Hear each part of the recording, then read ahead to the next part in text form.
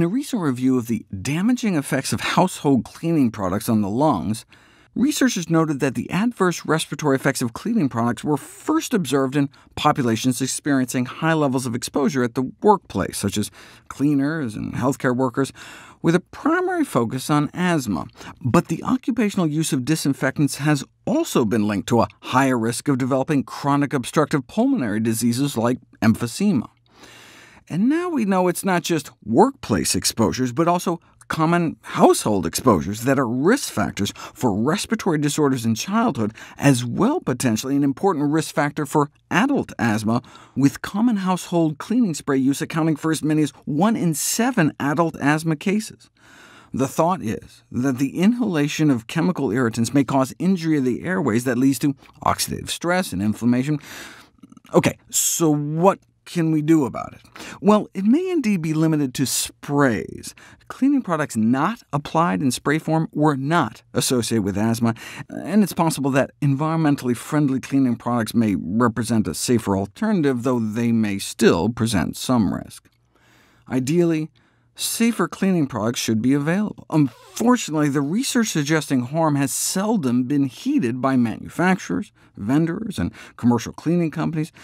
I wonder how much of that is because most of the workers exposed to cleaning products, both occupationally and presumably domestically, are women.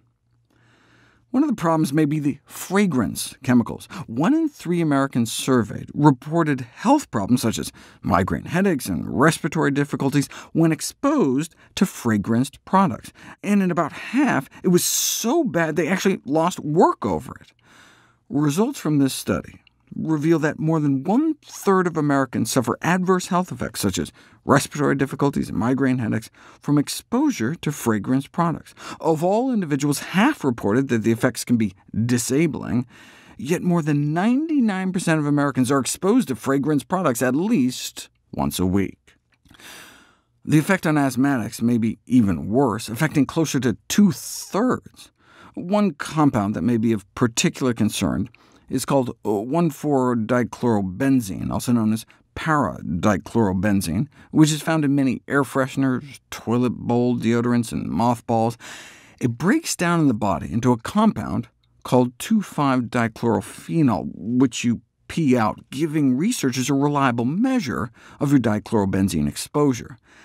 Not only may it make respiratory problems worse for those already suffering from compromised airways, but exposure to dichlorobenzene at blood levels found in the general U.S. population may result in reduced lung function in people who start out with normal breathing.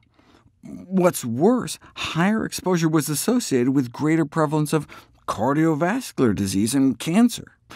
Well, that's not good, so better read the labels, right?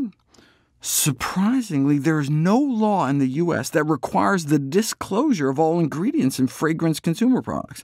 In fact, for air fresheners, laundry supplies, and cleaning products, they don't even need to say it has fragrance at all.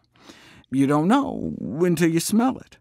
So if you can't tell which products have which chemicals, you can follow the lead of the CDC, the Centers for Disease Control and Prevention. Not only is cigarette smoking indoors prohibited at all times, scented or fragrance products are also prohibited at all times in all interior space owned, rented, or leased by the CDC.